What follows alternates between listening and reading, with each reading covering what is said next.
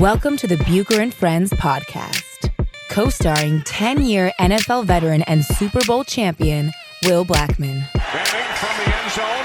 He throws, and a deflect away, and it is picked off by Will Blackmon, the former Giant. Tim Dwight watches it hit, bounces, picks it up at the 10, slips a defender, fumbles the football, it's up for grabs, it's covered in the end zone by Will Blackmon for a Green Bay touchdown!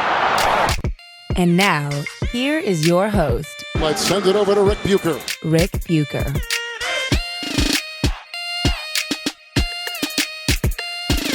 Welcome to another episode of Bucher and Blackmon, subsidiary of Bucher and Friends on the United WeCast Network.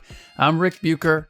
He's 12-year NFL vet. We decided to upgrade that. Go say. And Super Bowl champ Will Blackmon. You can find him on NFL Game Day live Sundays on NFL Network and on Twitter at Will Blackmon. You can read my stuff on Bleacher Report, and you can find me on Twitter at Rick Bucher. You can follow the show on Twitter and Instagram at Bucher Friends. All right, got a lot to get to. It was a very exciting Sunday. We are recording this Sunday night after the Vikings dispatched the Green Bay Packers, not only winning the game, but it would seem with a 3% chance now of the Packers making the playoffs, basically chased them out of the playoff picture. Your immediate thought about the Green Bay Packers and Aaron Rodgers not being part of this year's playoff picture? It's crazy, you know. It's something is just not working overall because they have a talented quarterback, but they're not a good team. And who do you put that on? Because I saw somebody came at you at Twitter asking, and you put out that when you were in Green Bay, you'd lost 4 road games in a row, and with each successive loss, the hotels that you stayed in got worse. And the last one you swore you'd seen on First 48, which was a funny line.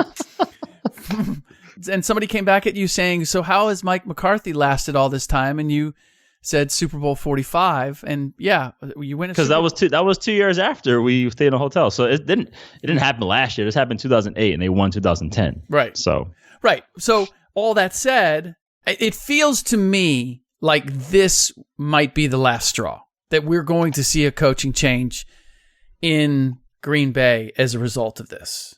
And that's not a referendum by me on Mike McCarthy. I think it's as much how they're constructing the team. But all that said, it feels like the time may be up as a result of missing the playoffs this year. We don't know, because they have to go back and assess everything, including Aaron Rodgers in the meeting is going to have to do something, because they've been together since 2006. Mm-hmm. You know, you don't have anything like that other than you look at like Belichick and Brady. You know, they've been together the whole time too. So I don't know if their marriage is kind of on the rocks right now. One quote I can say, Mike McCarthy used to always say, conflict is good. Conflict is good. He said, I don't mind people arguing, because when you have conflict, you finally get to talk it out and figure things out. So conflict is good in that situation. So they're going to have to figure it out, because Mike McCarthy goes, and who are you going to get? Yeah. Well, that's the thing too. If you're going to move somebody out, everybody wants to fire coaches. I'm like, okay, you're going to fire him. Who are you going to replace him with? There are times, though, and this is one of those instances, is why I brought it up, is they're just sometimes a change for change's sake. As you said, the marriage has been there so long. They've got one Super Bowl to show for it. The general feeling is with a quarterback like Aaron Rodgers, you should have more than that to show for it. That can simply be, okay, yeah, we may not know if the next guy can do more, but we're pretty sure that he's not going to do less. So are we saying that he probably lost his quarterback? Well, you tell me, because you know where the relationship was when you were there. And yeah, I knew it 9 years ago. I don't know where it's gone from here, you know? But how was it then? At the time, it was what it was. They both had a business-like relationship when I was there, and that's how they ran it. And it was obviously his first year, we went 8-8, but the next year he was very effective. They lost to the Cardinals in the playoffs, that crazy ending in that shootout game. And then the following year, they won the Super Bowl. You may not be aware of this, but I have a master's degree from Body Language University. And having simply studied the interaction between those two, the comments, everything that goes into their communication, and I would say that nothing has really changed, that it has continued to be a business relationship. I've never gotten the sense that that's a warm and fuzzy relationship. And comparatively, I would say Brady and Belichick's actually makes me feel as if that one's a little more warm and fuzzy than McCarthy and Rodgers. Now, some of that may be success. No, well, they know what time it is. You actually have video of Brady and Belichick studying film together in game planning. You know, it's almost like CEO and COO. Mm-hmm. I mean, I don't know. I never seen anything. I never seen any kind of preparation film or none of that stuff or any kind of interaction or what have you. Between Mike and Aaron, yeah. So it's going to be an interesting offseason to find out exactly what happens. Now, maybe the GM, Brian Gutekunst, maybe this is his first full offseason. You know, maybe he does something where he tries to build the roster more around his quarterback. Yeah, I mean, look, he just got in there. I'm actually impressed with the upgrade in certain places that this roster has already demonstrated. So, yeah, I don't see it being a clean sweep. And he inherited Mike, and you know how that generally goes. That remains to be seen. We'll see ultimately where they go. It's just amazing that we had a game tonight where it was a deciding game as to one of these teams was going to put themselves on the outside looking in when it comes to the playoffs. We're talking about the Vikings and the Packers. But ultimately, not deciding. You know what? I didn't mean to cut you off, but I had to. Okay. Because your man Kirk Cousins showed up tonight on primetime. I'm just letting you know right now. Yeah, he did. So wait a minute. So what's your point? I'm just saying, my man Kirk Cousins showed up again on primetime. What? No. What are you trying to say to me, Will Blackmon? I don't know. We had this conversation like, man, maybe there is something about him in primetime. But there is something about him when he plays in the playoffs, when he plays against Green Bay in primetime. I just wanted to throw that out there. I didn't mean to interrupt your thought. No, that's fine. I think you're taking a jab at me, but you're too nice to actually define it. No, it was more like a elbow, little brotherly. Okay, little chicken wing. Yeah, a little chicken wing. A little noogie to the head. All right. Yeah. Speaking of jabs, the Cleveland Browns thumped the Cincinnati Bengals. And the jab that hurt me the most was on NFL Game Day. As expected. See, here we go. On NFL Game Day, who were you doing it with today? I was with Terrell Davis and Rhett Lewis. Okay. Believe it was Terrell. Said Cincinnati is doing Cleveland things. And you responded with Cincinnati is doing Cincinnati things. Now, they are doing Cincinnati I can't dispute that. I can't dispute it. But nonetheless, it still hurts to hear. Why? Because that's the hometown. Yes. It just hurts. It hurts. You hurt me today, Will Blackmon. I'm just telling you. Now, yeah, I mean, go ahead. I'll get over it. The question is, Hue Jackson and the back and forth, whether it was Randall handing him the football on the sideline after the interception, or Baker Mayfield, you going in for the handshake and the hug, and Baker kind of stopping it at the handshake, and then saying afterward, well, this is what Baker had to say afterward. He said, good job, good game. Yeah, that was brief. Didn't feel like talking. You or him? Me. I don't know. Left Cleveland, goes down to Cincinnati. I don't know. It's just somebody that was in our locker room asking for us to play for him, and then goes to a different team. We play twice a year. Everybody can have their spin on it, but that's how I feel. So you had a little bit of a bad taste in your mouth? No, I mean, it's just like any rivalry game. That's just how it is now. That's how I'm going to treat it every time we play them, but it's nothing, there's no hate. That's just how it is. That's how I'm going to treat it, and I think that's how our team should treat it too. Is there any feeling in your mind that Hue was the reason this team wasn't winning? No, what it comes down to is we still have the same players. That's what I said when everything was happening. We just had to play better. You can put your own spin on it, but we have the same players. Yeah, we have people that we believe in calling the plays now. And I didn't know if that was a shot at Todd Haley or it was a shot at Hue, or it was both. Here's what's cool, what I like about Baker. He's letting you know. He's saying what it is. He's being transparent. Now, I mean, can you blame a guy who got fired in the middle of the season to go to the rival. No, job is a job. It is what it is. And job is exactly. And here's a great distinction. It's the team that he was with before he went to the Browns. Right. So he had that exactly. So he had lots of familiarity with that staff. Yes. So here's the thing, because when Randall handed in the ball, you reacted on Twitter. I thought it was hilarious. Yeah. How did you feel about the way Hue handled it? Hue handled it like Hue would handle it. Whatever. I patted him on the head and then threw the ball on the ground and continued to go on with the rest of the game. Right. I don't think he could have handled it better. You can't. I would have threw the ball at his head. Would you have done what Randall did? No, because it's not that serious to me. Because what happened was when he got hired by the Bengals, Damaris Randall, he like retweeted and was like, he laughed about it and was like, of course, you would go to a team that's playing us twice a year. I thought it was funny because I remember I took an official visit to Boston College the year they almost beat Miami. I think it was unofficial. I was there, but I believe it was either Phil Buchanan or Mike Rumph. They went up and almost picked off and intercepted the ball. And when they caught it, they actually threw it like at our sideline and said, "Don't throw that, ever again." So they sacrificed the interception to talk trash. Wow. So when I saw that, I thought it was bold. I like entertainment. I like that stuff.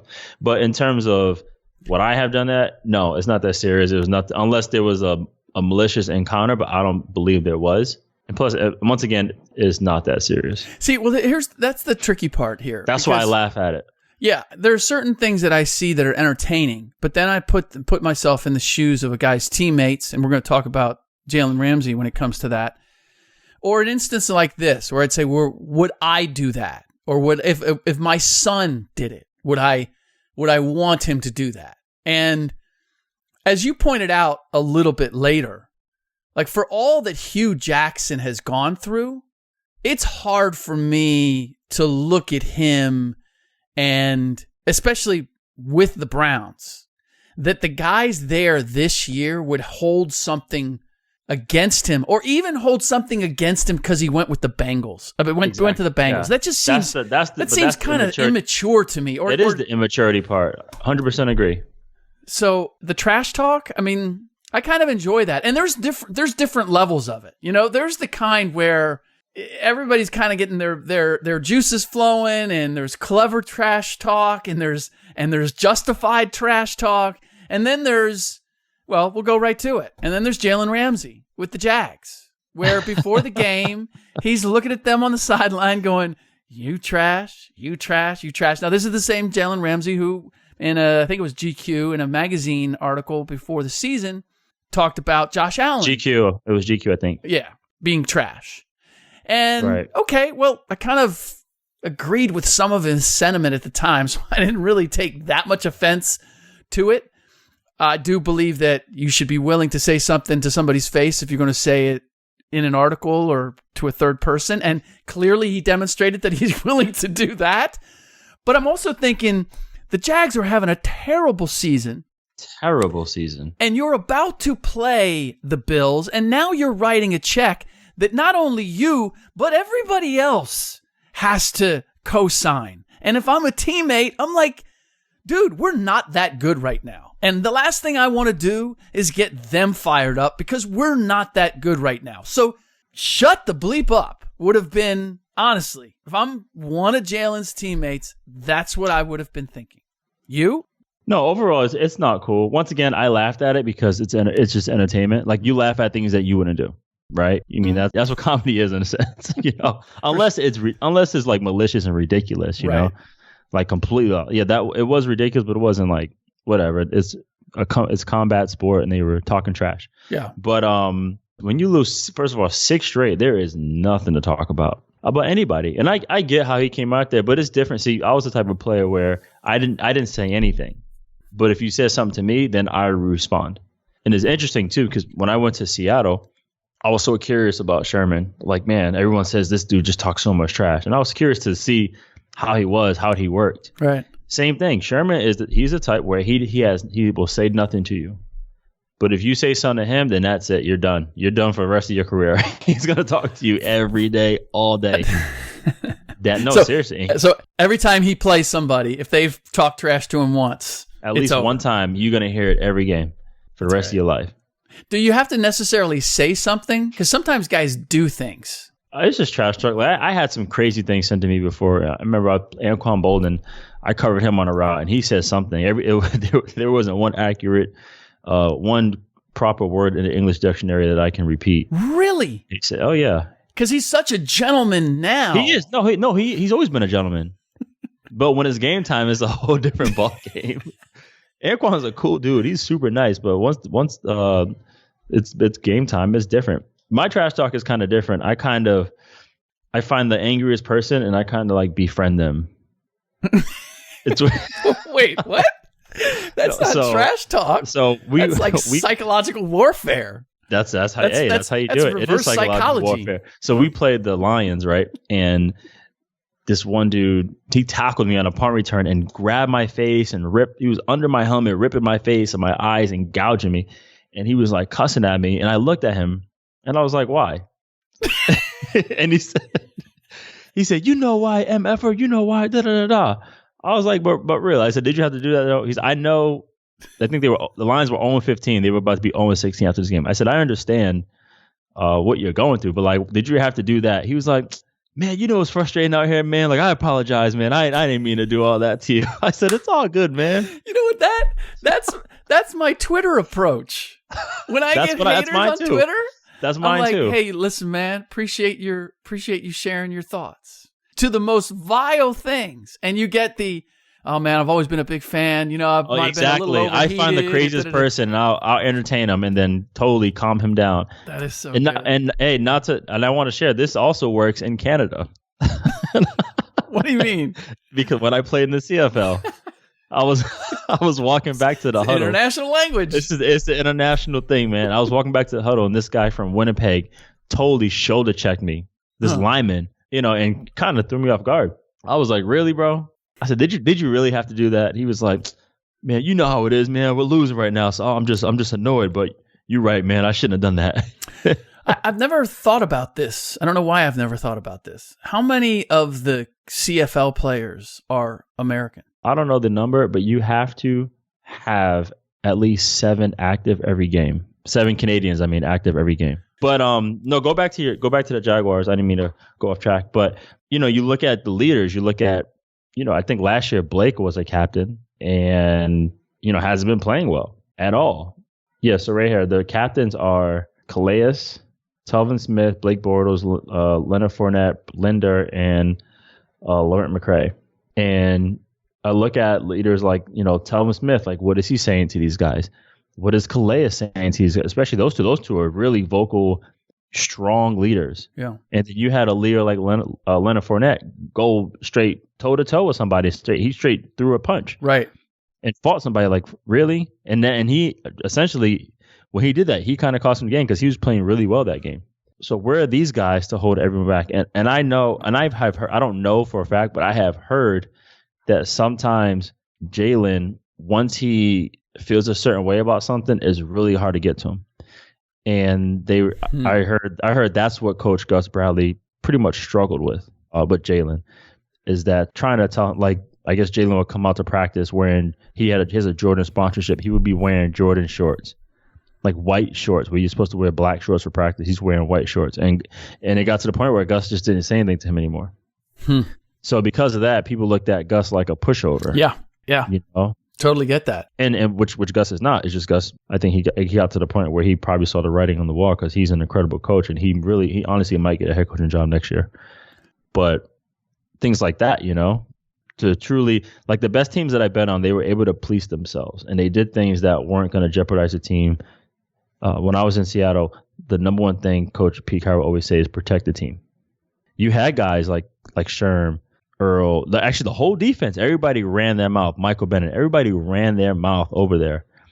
But at the end of the day, it was put in a way where it wasn't detrimental to the team. Well, that's the thing, is I've seen plenty of teams that have outspoken players. Say Sherman, that's the best example I can give. Super outspoken. Yeah, but it's a matter of what's your motivation in any given time, and what is your focus? What's your primary purpose here? Right. Sherman's purpose was, I'm gonna protect our team, because I know a story where Gus Bradley told me, he was like, it's funny with Sherman because Gus Bradley was a D coordinator in Seattle before he went to Jacksonville. And he said Sherman would come to me and he's like, dude, he said, Sherman, I need you to like tone it down a little bit. And he's like, Gus, you have to trust me on this. You have to let me talk. You have to let me run my mouth because right now nobody is watching us in the Pacific Northwest. Nobody knows about us. So you got to trust me on this. Just let me talk and let me play. See, that's a calculated thing. Exactly. And I'm good with that. Now, you may disagree with the theory behind it, but the fact of the matter is he's doing it for a reason, and it's a reason to benefit the team. Exactly. That's the key. That's the key line, to benefit the team. Right. This wasn't to make Richard Sherman popular. So is there any way in which what Jalen was doing today, in his mind, was to benefit the team? Or was that simply, it might have been to get himself going? I don't know his day-to-day routine. I haven't seen him practice. Like with Sherman, every day he is tutoring somebody, mentoring somebody, helping somebody on and off the field. Just an incredible teammate, person, all the above. I don't know Jalen's day-to-day thing. I know he gets into banters like I'm the best corner and this and that and argues with whoever, but I don't know what he does day to day. I don't know his influence on other people, but I know whatever Sherman did was to elevate everybody else. He's like, of course, I'm going to talk trash. You know why? Because our team is that good where they're going to back it up. Right. They're going to handle it, and that's exactly what they did. No, I've seen plenty of guys that they yapped all the time, but there was a value behind it. And it wasn't to be a distraction to the team or to undercut the team in any way. And then I've seen the opposite. I've seen guys that they had a grudge or they had an axe to grind, or it was a way to move the focus off of what they were doing to try to create almost a diversion. All that said, very simply, I know, just wondering, were you ever, now you trained boxing, but were you I go tomorrow morning. You're going tomorrow. and you have a boxing glove collection. You are a collector. Yep. On a very simple level, Leonard Fournette versus Shaq Lawson. You put them in the ring or you put them on the street, whichever you want. Who's got the edge there?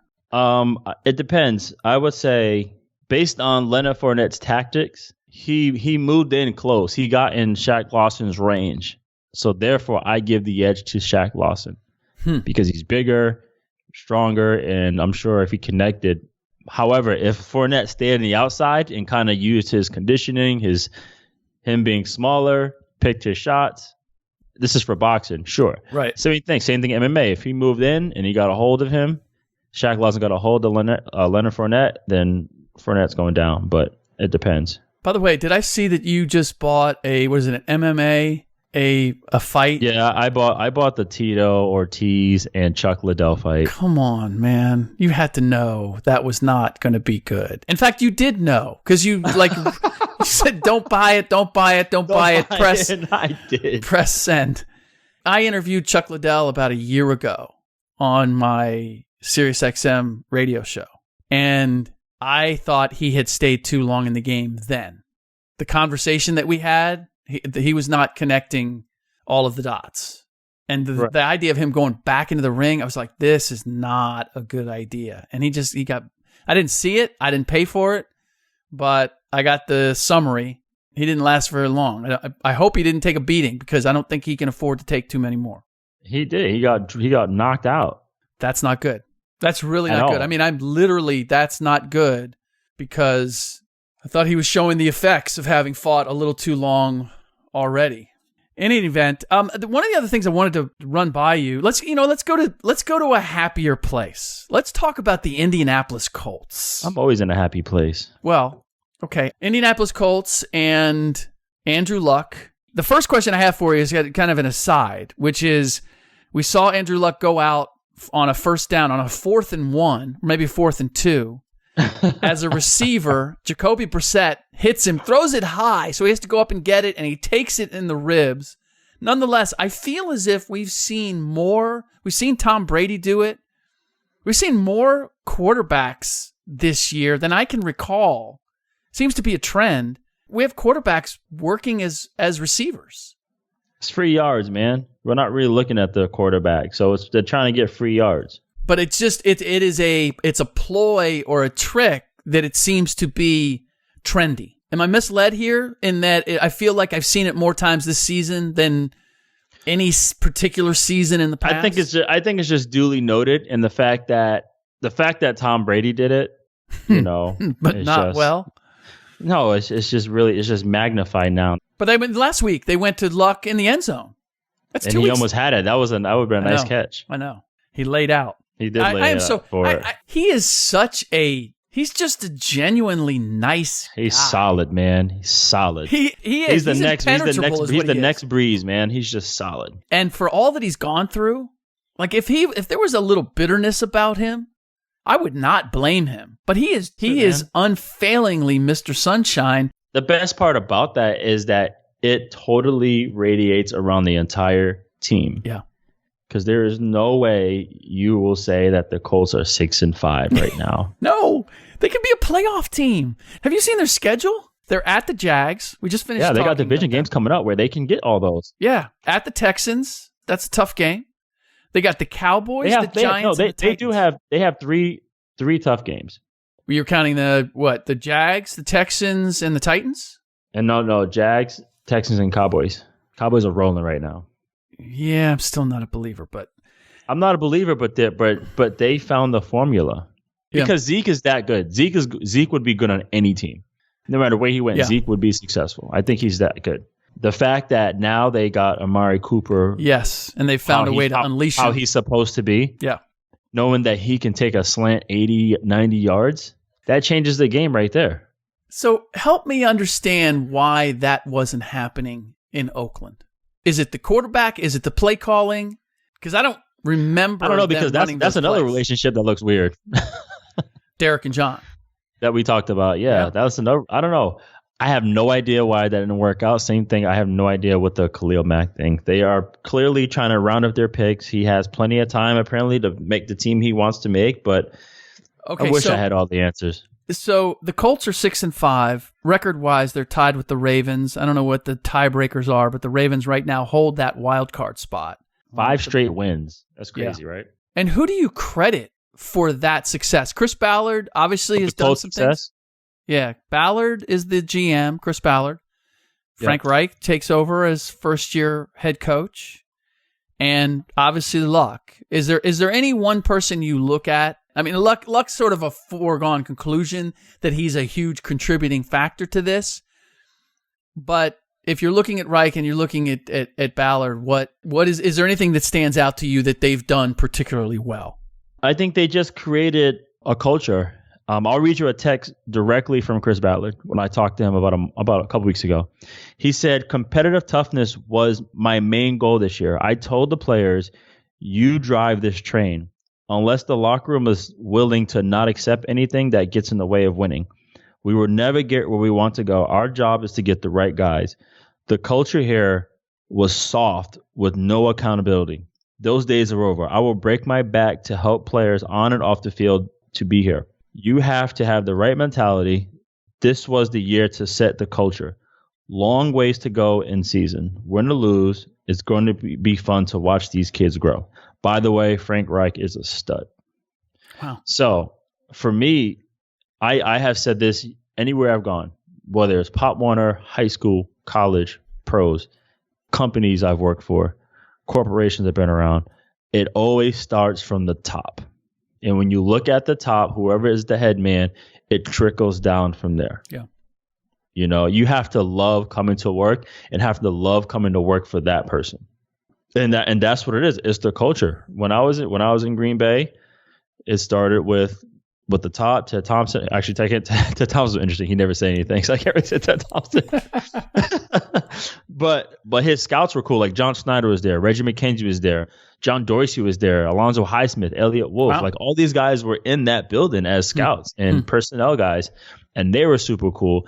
And then Mike McCarthy, when he came in, he was awesome. And then we had from there down, we had Favre, we had Charles Woodson, Donald Driver, Aaron Rodgers. I mean, Kabir Bajabir-Miller. It goes all. We had like the right people and the right leaders in there. And the same thing when I was on the Giants. the owners, the Mara family, the Tisch family, and then Coach Coughlin, there was a identity there of how we are going to run this company like men. We're going to have fun. We're going to be accountable. We're going to take care of our business. We're going to support each other. We're going to work hard, and that's what that was the thing. And everyone understood that, and everyone bought into that. Like, this is what works, you know. And that's what you see, because once again, you look at the roster and you're like, there's on paper, if you're playing Madden, it's not the first team you're going to pick. Right. But it's the details that Chris Ballard, he also brought in Dodds over from the Seahawks. He brought him over onto the personnel staff, and they really dig and find guys who love football and who love same thing. I think Ballard he's attached to the Ron Wolf tree some way, somehow. I forget what it was. But yeah, I think he was in Kansas City with John Dorsey. I think that's right. Yeah. Okay. Let's wrap it there. By the way, why was he texting you, or why were you texting each other? I think I was talking about the close that day, and I just wanted to, I like showing GMs love or coaches love that I know. Mm-hmm. So I was like, is there anything that he wants me to get across? Like, is this a message? Because I'll be the messenger. And I asked him about Ryan Kelly. I asked Chris Ballard, did you draft Ryan Kelly? He said, no, that was the last GM, Ryan Grigson. He drafted him because obviously their offensive line was doing extremely well. And Chris Ballard told me that last year he was furious because the 2 games they got whooped by the Jaguars. One game they gave up 10 sacks. He would go upstairs to his office furious, and it's like, man, we are so soft, and that's going to change. So clearly he got Braden Smith, he got Quentin Nelson, Ryan Kelly, Costanzo is on the other side. He brought in Glowinski, he brought in Matt Slauson, who unfortunately is injured right now, and all these, and half these guys are first round picks. At one point, they gave up 10 sacks the entire year at one point. So I was talking about that online. I wanted to hear if he had anything to say. And that's when he gave me all this stuff. And he said, I don't care. You can say all this. We were soft, and I hated it. Wow. And we would never get bullied around ever again, especially by the Jaguars. Good stuff. Yeah, he was in Kansas City, both as director of player personnel and a director of football operations. So it's where the dots connect. All right. That is it for this episode of Bucher and Blackmon. In our next episode, we will get into the Monday night game. We've got the Texans and the Titans, a divisional battle. That should be good and give us plenty to discuss. In the meantime, you can find Will on Twitter at Will Blackmon. You can find me on Twitter at Rick Bucher. You can follow the show on Twitter and Instagram at Bucher Friends. I know you've heard me say this before. I'm going to say it again. Drop us a rating and review on iTunes or wherever you get your podcasts. Screenshot the review and tweet it to us at Bucher Friends, and you'll be entered for a chance to win some swag. All right. Will, look forward to doing it again tomorrow. Absolutely.